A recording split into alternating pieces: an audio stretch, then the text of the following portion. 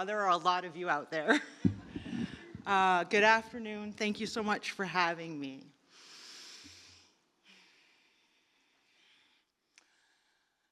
So, we are living in a nation that is pulled at the seams by identity-based conflicts born from and integral to the infrastructure of this country, including and sometimes in partnership with our faith communities.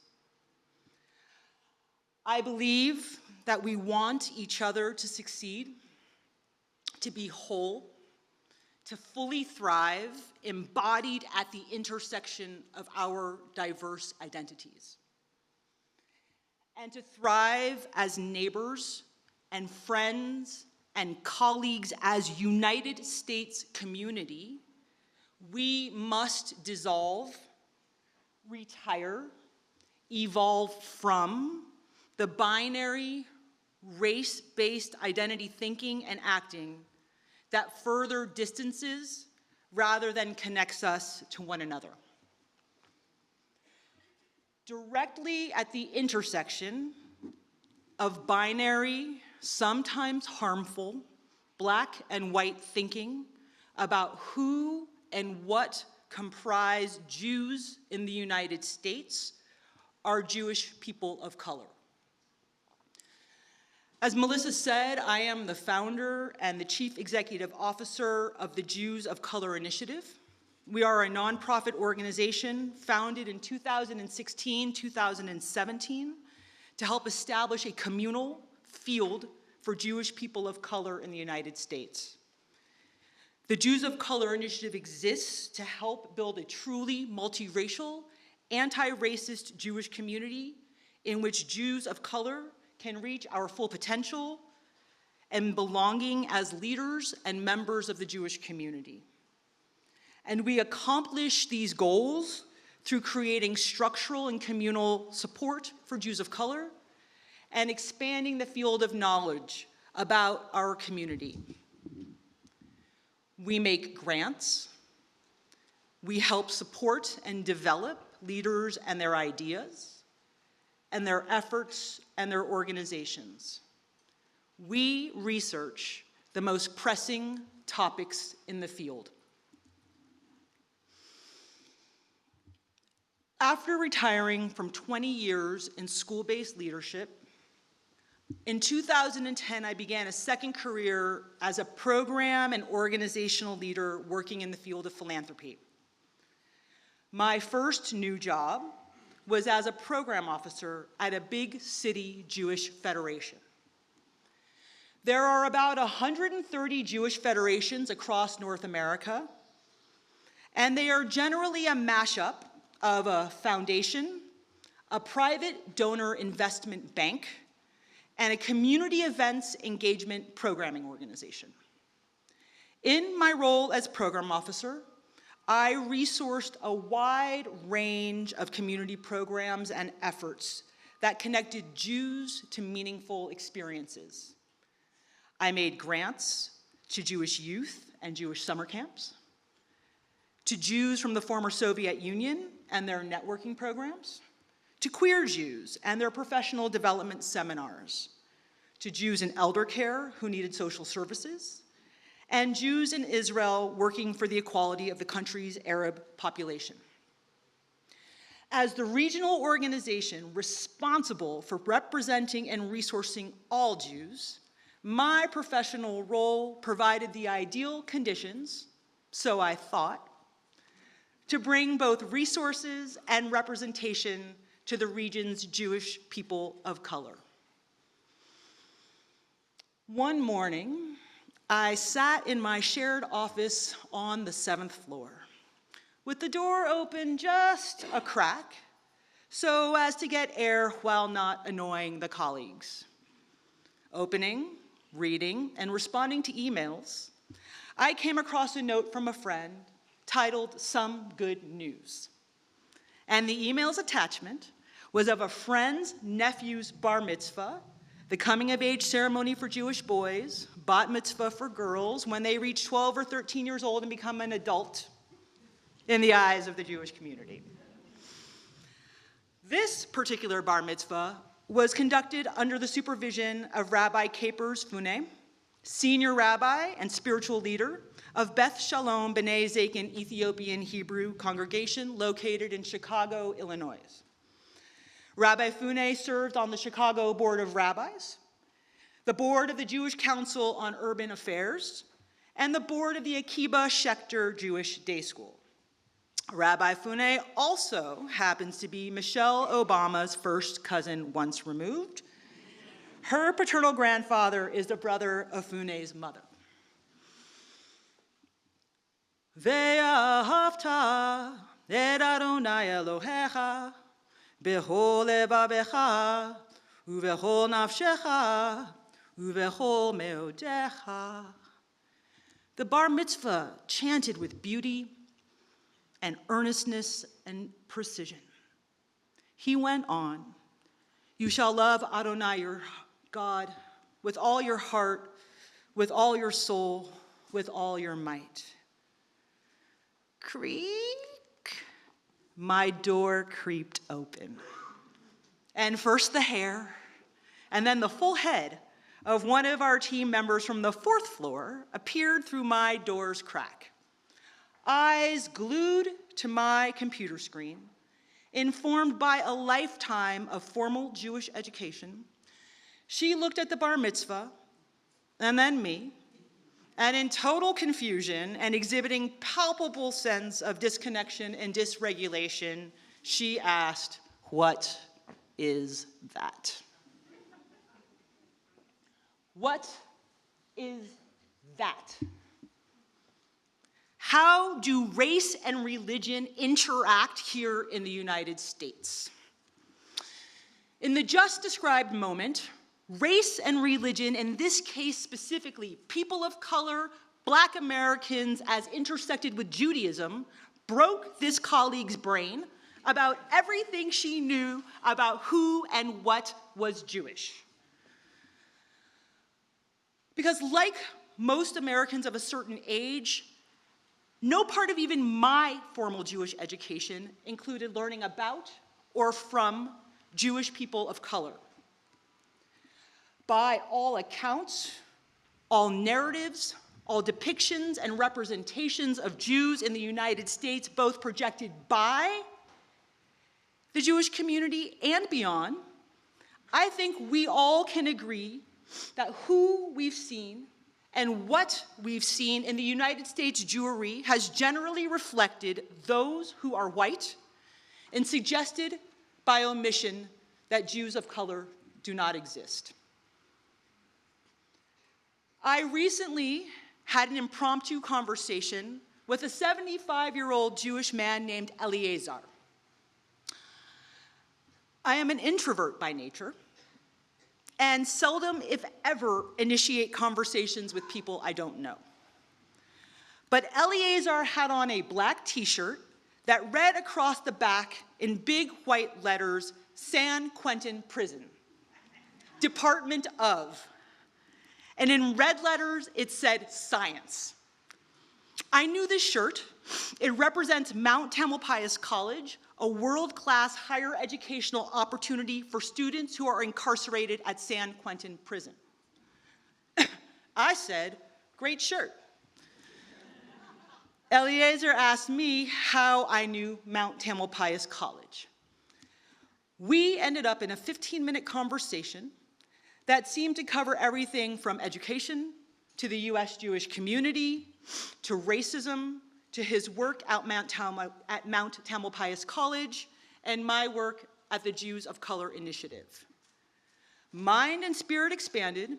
Eliezer walked away and then turned back to ask, "By the way, how many Jews of color are there anyway?" Always prepared for this question and moment, I straightened up and said, "Would you believe 1 million of the United States' 7 million Jews are not white, people of color?" He looked at me and said, "You've got to be kidding. I thought you were going to say something like 10,000.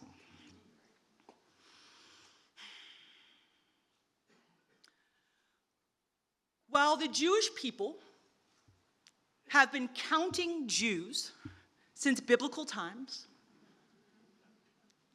with an early, formal, and famous Jewish census in Parshat Bamidbar, the book of Numbers, when God told Moses to take a total count of the entire community of the sons of Israel, according to their families, according to their father's house, counting the names of all males 20 years and upward.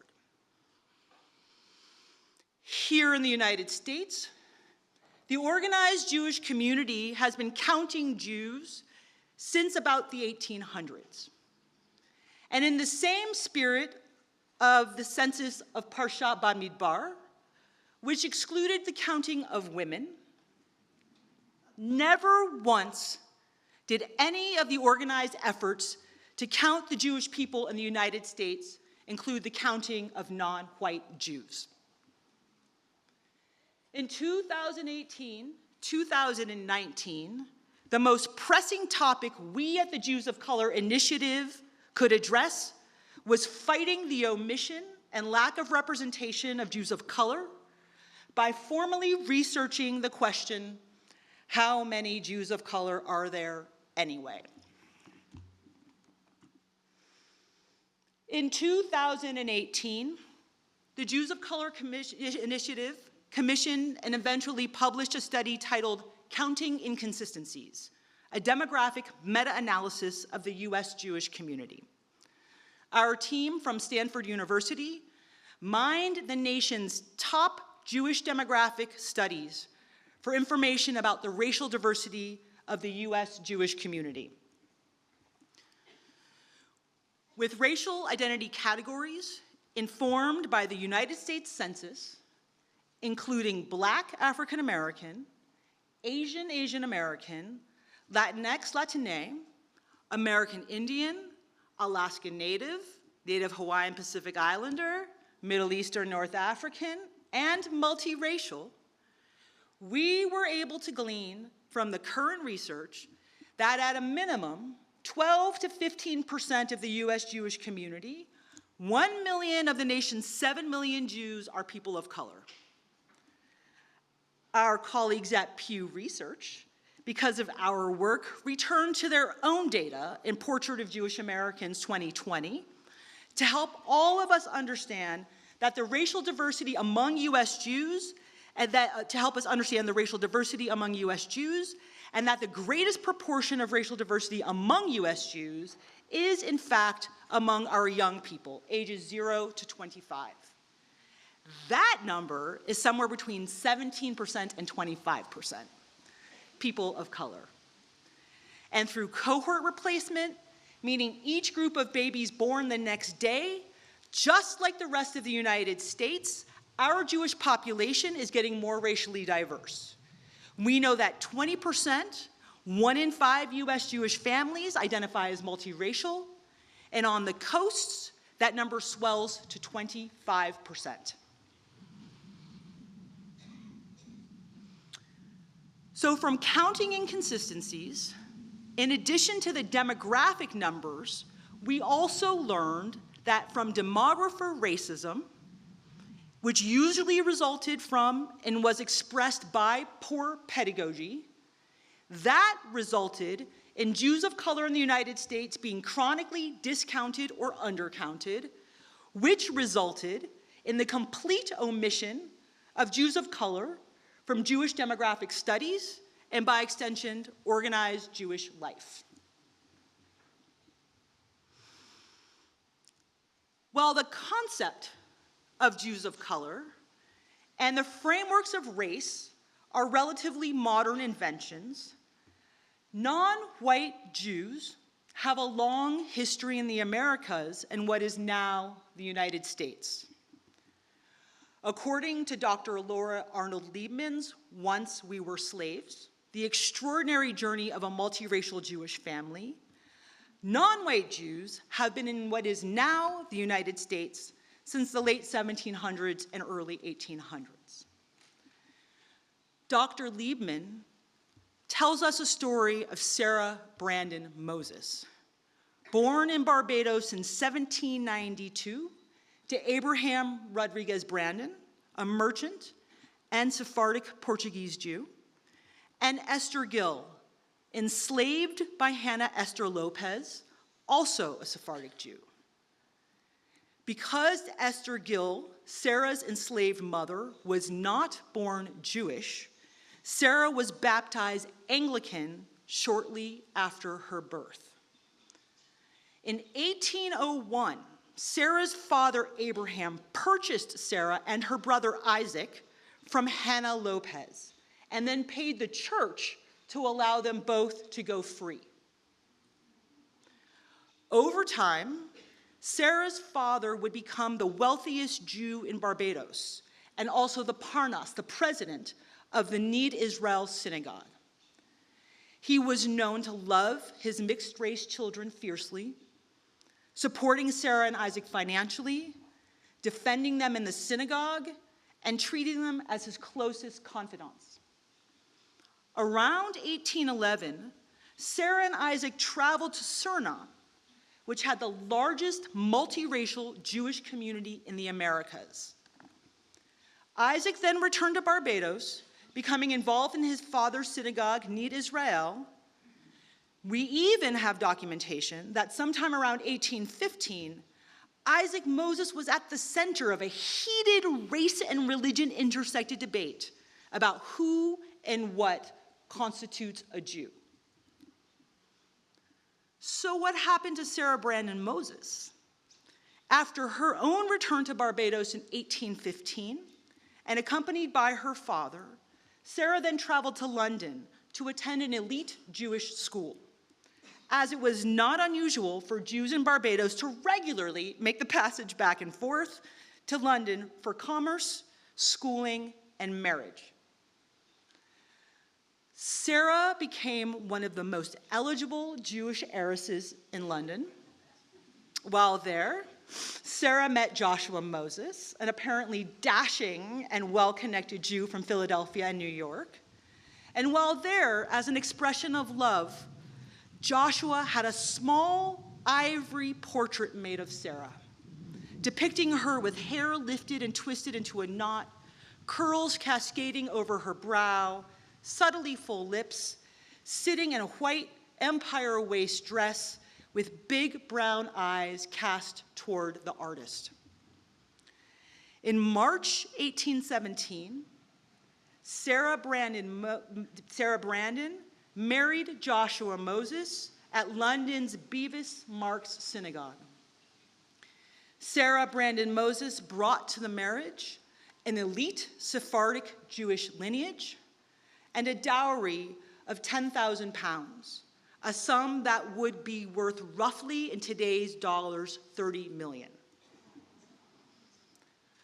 Once back in New York, Sarah and Joshua Moses joined and were welcomed into the elite social world of Shereth Israel Synagogue, the Spanish-Portuguese synagogue established in 1654, the first Jewish congregation in North America, and the only Jewish congregation in New York City until 1825.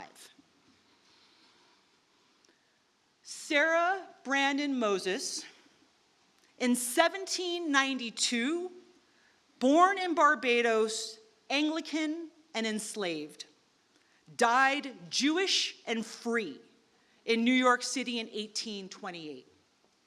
She had 10 children, 8 of whom lived to be adults. Her son served in the Mexican-American War and became Civil War heroes. One son, Israel Moses, became a surgeon and the first descendant of the enslaved to graduate from what would become Columbia Medical School. And one of her children would marry into the family of Gershom Mendez Sejas, the first famed Chazan and rabbi of Shereth Israel. And Sarah Brandon Moses' miniature ivory portrait, about which I spoke earlier, it made it into the collection of the American Jewish Historical Society and reflects the only and first historical image of a Jewish person of color.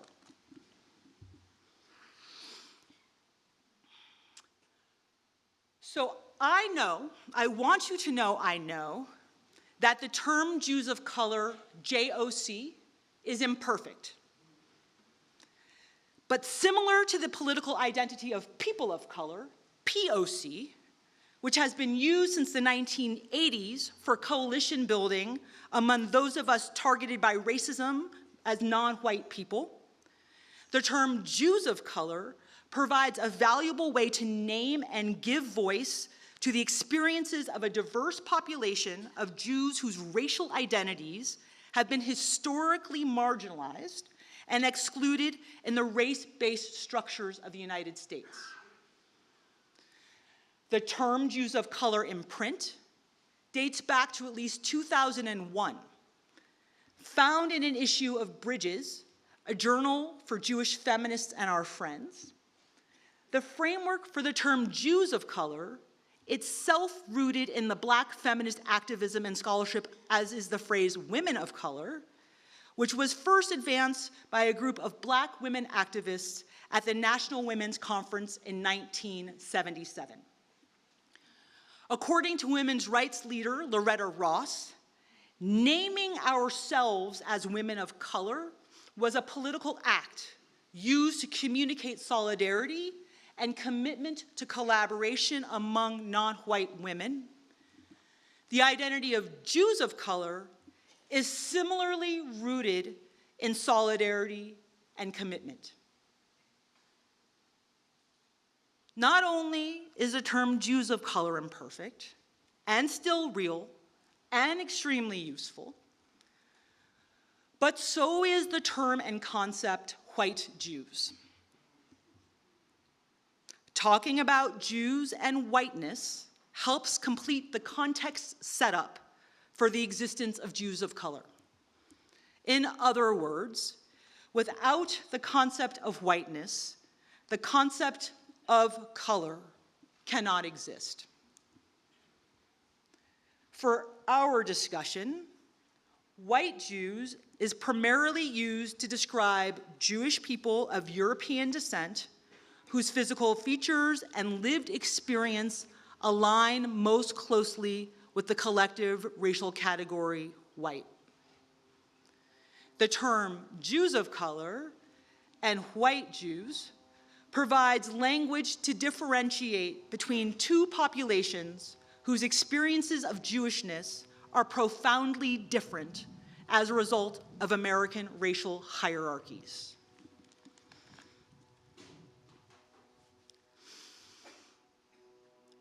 But for the majority of existence in the United States, European Jews held a kind of middle ground among racial categories. Most waves of modern European Jewish immigrants were workers and were poor, and fit neatly into a category of marginalized. Karen Brodkin, in How Jews Became White Folks and What That Says About Race in America, said Jews were like many immigrant groups, members of a less than white race that had been assigned to the not fully white side of the US racial spectrum. And Noel Ignatieff, in How the Irish Became White, described this status as an intermediate race located socially between Black and white. In the 1900s, the identity of Jews from Europe in the United States was not one so much of being white, but the struggle between distinct Jewish ethnic identities and becoming American. It was World War II, the conflict with a nature American Jews fundamentally understood, and the enlisting in large numbers into the military that provided Jews with an opportunity to win the identity struggle and proudly proclaim American identity. World War II gave European Jews in the United States a pathway to finally establish themselves as an integral part of the American mosaic.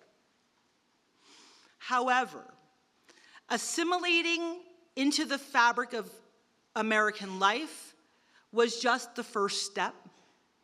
Karen Brodkin, again, author of How Jews Became White Folks, suggests that World War II also offered Jews of European background the opportunity to become white through vehicles of upward mobility. In this case, it was the GI Bill that put European Jews who were once assigned to the not fully white side of the spectrum comfortably on the side from Black Americans, and the side opposite from Black Americans who were not offered the GI Bill was white.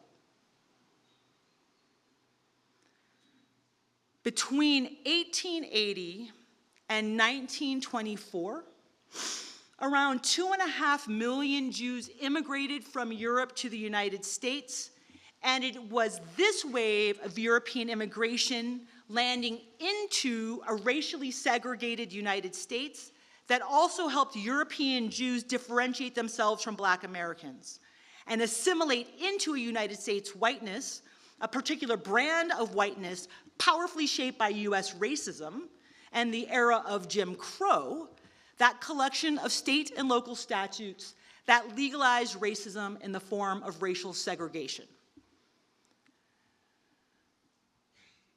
How racism grafts on to Jews of color in the United States can be best understood in the 2020 study Beyond the Count, commissioned by my own organization, the Jews of Color Initiative.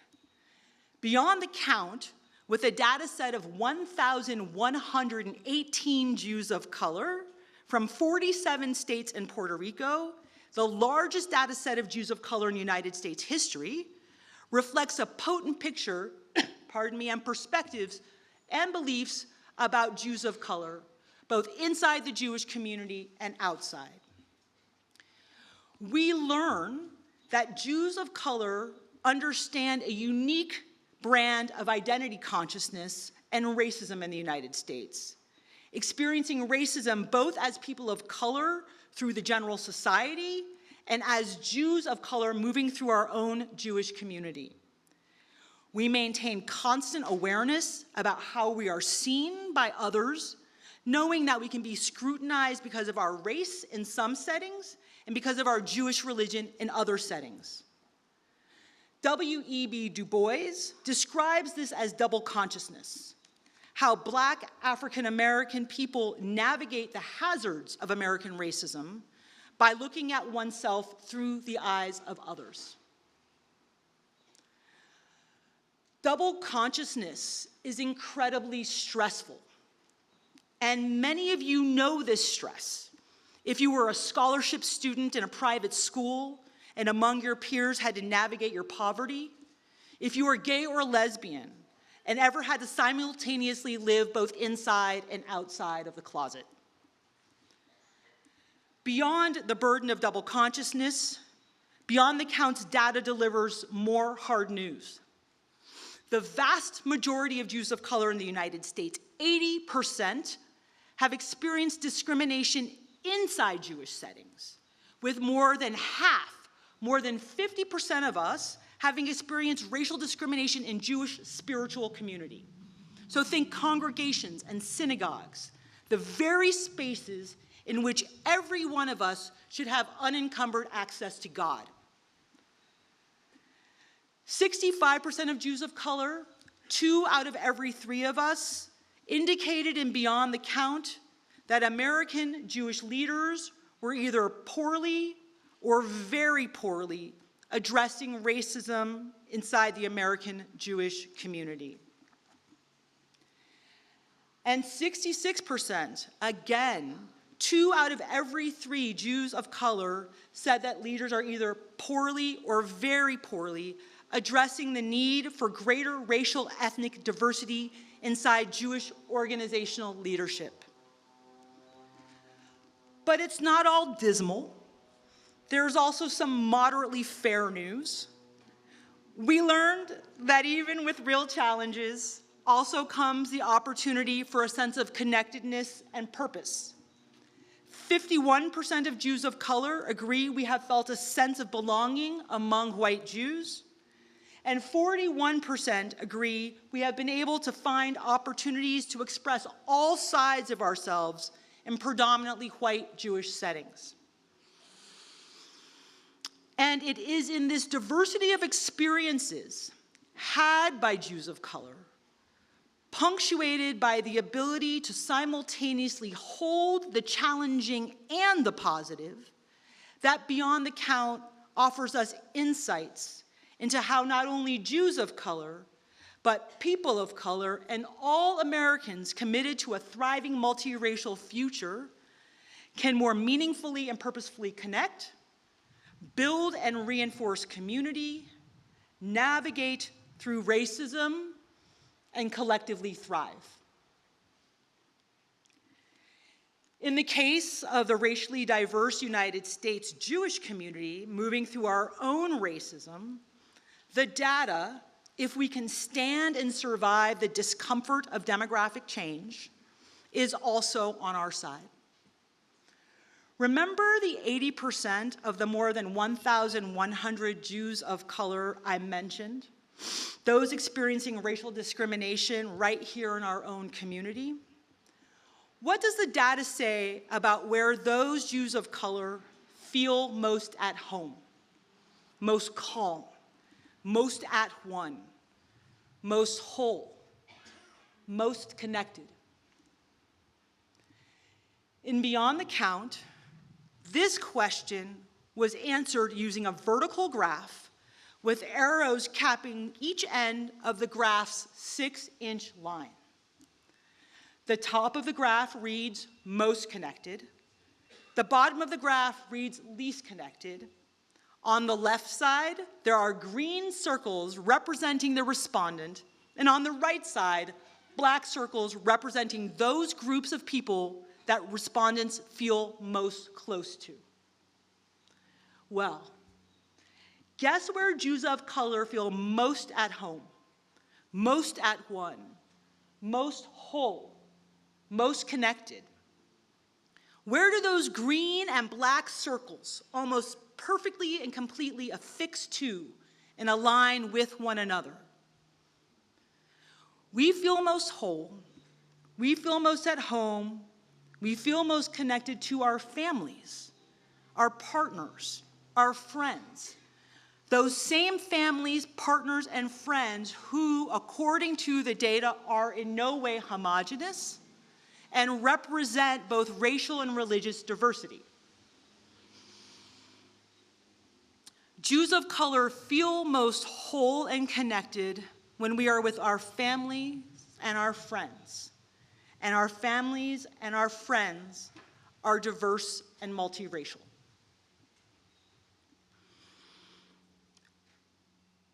We are stewarding this community, this country, in honor of our elders and ancestors, and for our young people, and l'dor v'dor, each next generation. And every single day in the United States, as babies are born, those babies are more racially diverse than the group born the day before. The United States will become a majority people of color and truly multiracial in 2044. And while the timeline is not exactly the same, the United States Jewish community becomes more racially diverse every day too. And someday we will also be a majority Jews of color. I want to close with one last story about a recent high school graduate.